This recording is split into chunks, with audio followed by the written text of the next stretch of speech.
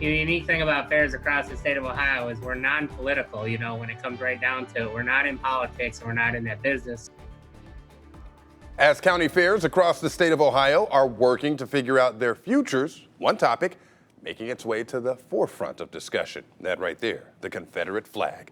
Last night, State Representative Juanita Brent proposed banning county and independent fairs from selling or displaying the Confederate flag. But that amendment was quickly struck down. News 5's Emily Hamilton has more now from Lorain County, where the fair board there will discuss the future of the event tonight.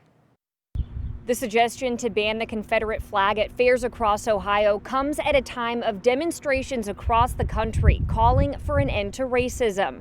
The Ohio State Fair banned the sale of Confederate flag merchandise back in 2015, and 5 years later, lawmakers would like to see the same from smaller fairs. Confederate monuments coming down across the country since the death of George Floyd more than 2 weeks ago. We see it all over the nation, and at this point in time, we're seeing these changes. Some say Confederate symbols and memorabilia mark a piece of history, and others say they're racist symbols of dark times. That is a symbol of hate. That is a symbol of oppression. That is a symbol of people who wanted to keep African Americans enslaved and take over the United States. Here in Ohio, some state reps want to put an end to the Confederate flag at county and independent fairs. Black people were not considered as human beings. We were considered as cattle, as property.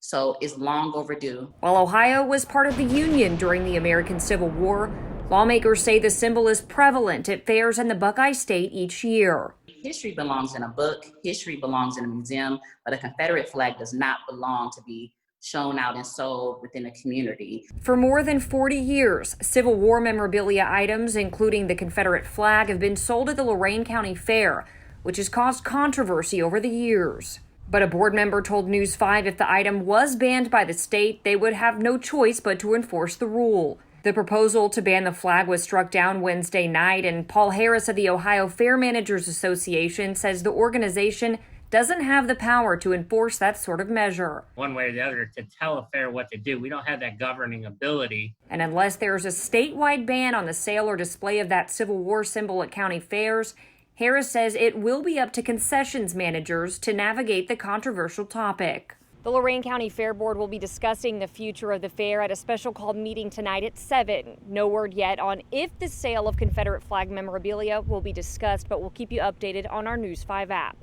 Reporting at the Lorain County Fairgrounds, Emily Hamilton, News 5.